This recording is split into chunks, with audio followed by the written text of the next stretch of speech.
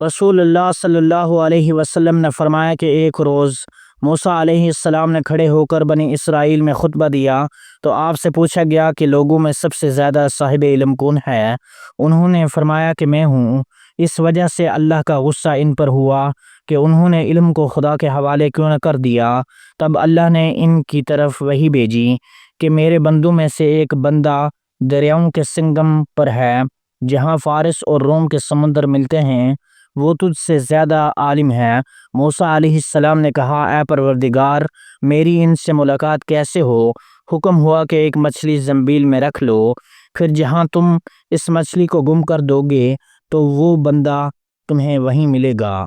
تب موسیٰ علیہ السلام چلے اور ساتھ میں اپنے خادم یوشع بن نون کو لے لیا، اور انہوں نے زنبیل میں مچھلی رکھ لی۔ جب ایک پتھر کے پاس پہنچے، دونوں اپنے سر اس پر رکھ کر سو گئے، اور مچھلی زنبیل سے نکل کر دریا میں اپنے راہ بناتی چلی گئی۔ اور یہ بات موسیٰ علیہ السلام اور ان کے ساتھی کے لیے بے حد تعجب کی تھی۔ دونوں باقی رات اور دن میں جتنا وقت باقی تھا چلتے رہے۔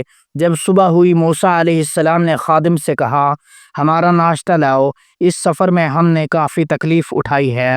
اور موسیٰ علیہ السلام بالکل نہیں تھکے تھے، مگر جب اس جگہ سے آگے نکل گئے جہاں تک انہیں جانے کا حکم ملا تھا، تب ان کے خادم نے کہا، کیا آپ نے دیکھا تھا کہ جب ہم صخرہ کے پاس ٹھہرے تھے تو میں مچھلی کا ذکر بول گیا؟ بقول بعض صخرہ کے نیچے آب حیات تھا، وہ اس مچھلی پر پڑا اور وہ زندہ ہو کر بقدرت الہی دریا میں چل دی۔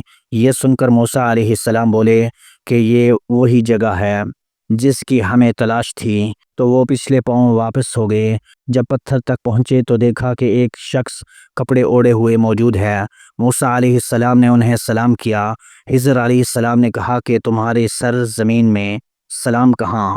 پھر موسیٰ علیہ السلام نے کہا کہ میں موسیٰ علیہ السلام ہوں۔ خضر بولے کہ بنی اسرائیل کے موسیٰ؟ انہوں نے جواب دیا، ہاں۔ پھر کہا، کیا میں آپ کے ساتھ چل سکتا ہوں تاکہ آپ مجھے ہدایت کی وہ باتیں بتلاؤ جو خدا نے خاص آپ کو سکھائی ہیں؟ خضر علیہ السلام بولے کہ تم میرے ساتھ صبر نہیں کر سکو گے۔ اے موسیٰ، مجھے اللہ نے ایسا علم دیا ہے جسے تم نہیں جانتے، اور تم کو جو علم دیا ہے اسے میں نہیں جانتا۔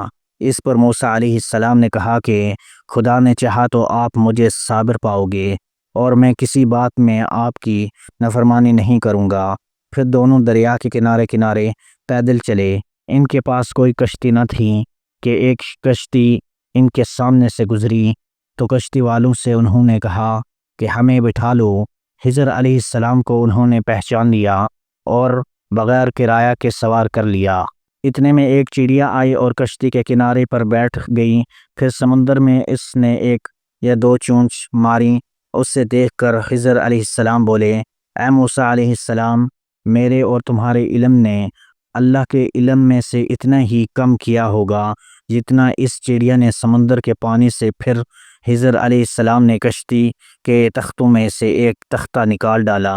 موسیٰ علیہ السلام نے کہا کہ ان لوگوں نے تو ہمیں کرایہ لیے بغیر مفت میں سوار کیا، اور آپ نے ان کی کشتی کی لکڑی اکھاڑ ڈالی تاکہ یہ ڈوب جائیں۔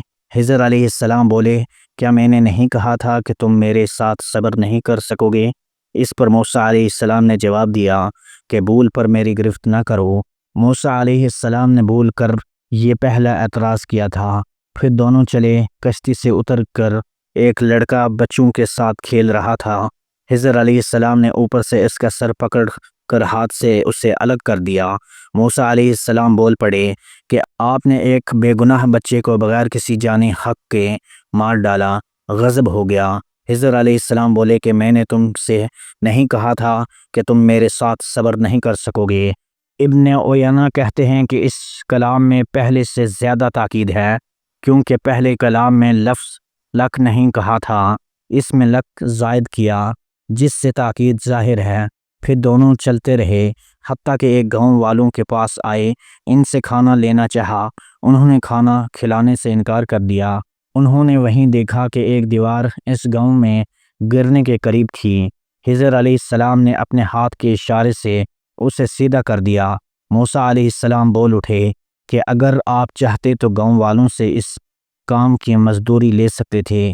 خضر علیہ السلام نے کہا کہ بس اب ہم اور تم میں جدائی کا وقت آ گیا ہے۔ جناب محبوب کبریا رسول اللہ صلی اللہ علیہ وسلم فرماتے ہیں کہ اللہ موسیٰ علیہ السلام پر رحم کرے۔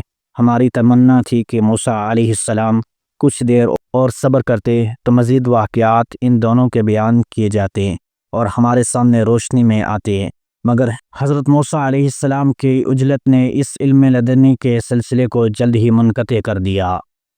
صحیح بخاری حدیث نمبر 122۔